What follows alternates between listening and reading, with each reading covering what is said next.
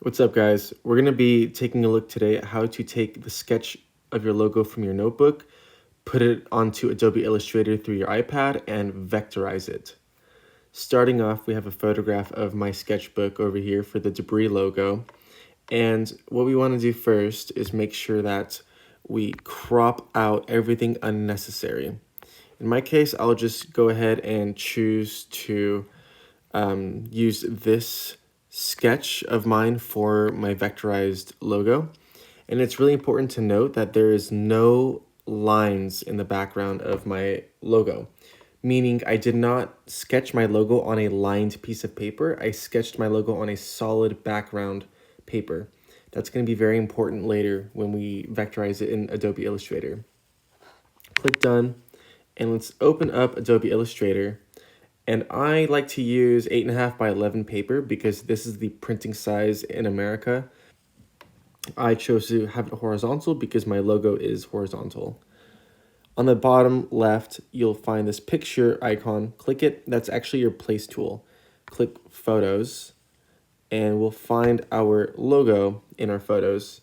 Go ahead and click it. We have now imported our picture onto Adobe Illustrator. Right now, though, it's just a picture and nothing more. So we need to make sure that with our selection tool, we have our image selected. Now we can see Vectorize as an option. Let's click Vectorize. This brings up a bunch of properties where we can actually adjust our logo in various ways. Depending on what type of image you're trying to vectorize, you have a bunch of options for different sources. Each one is going to have a different result and render it in a different way, so play around with what makes it best for you. For me, Sketch is what I'll be happy to use. Check your outputs as well. For me, fills is going to work. Path is how many path points you're going to be able to have on your vectorized file. With corners, we can zoom in over here. Let's make our corners super sharp, and we have geometric hard angle, while we lower the corners and we have a bunch of organic curves. Play with all these settings and properties to your liking. And let's scroll to the bottom. At the very bottom, click Expand Vectorization, and that's the last step you need to do. Let's close our Properties panel. Recenter this. Immediately, you can't really tell that anything's changed with the selection tool. However, click over here, and we are now able to adjust all these points by themselves. Sometimes you may not be able to move it right away. If that's the case and your points look like mine, double click.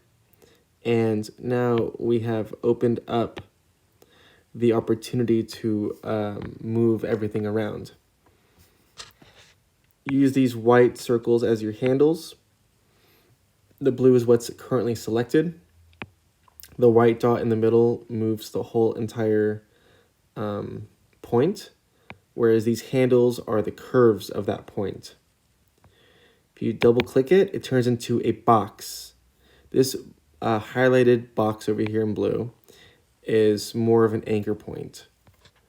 And if you look at this white dot with the blue circle in the middle, you can actually move this one, dragging it closer makes it curved. Dragging it farther away makes it a sharp corner. You can always double click and you're going to be getting your box. Double click again, you go back to the curving circle. At the bottom over here is another option for adjusting those points. Check out the bottom, how it goes from the circle anchor to the square anchor. It's another way to go about it. Let's say over here we have an area that we don't want anymore. Let's highlight it and click delete. Now that cleans it up. We'll take care of that again over here. Our tool selected on the left, highlight the areas that you don't want, and click delete on your keyboard. So in this part, I want to delete this whole white stripe over here. So what I'm going to do is I'm going to click my point that I want, and I'm going to click this X at the bottom.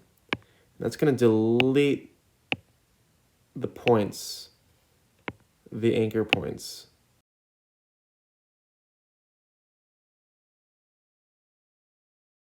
Looks like it goes, okay, that's the issue. It's going all the way over there.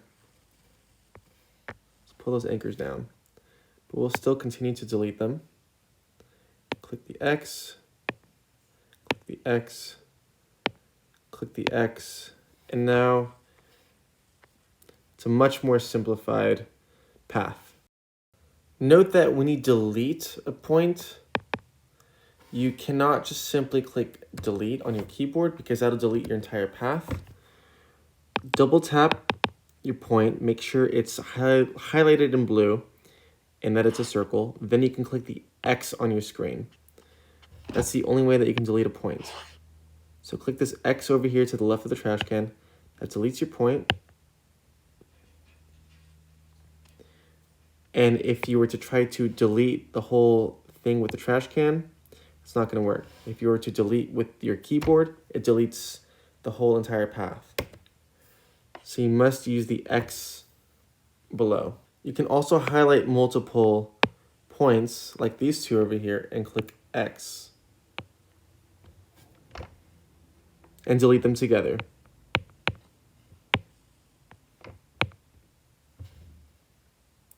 Highlight multiple points as well, and you can delete them at the same time.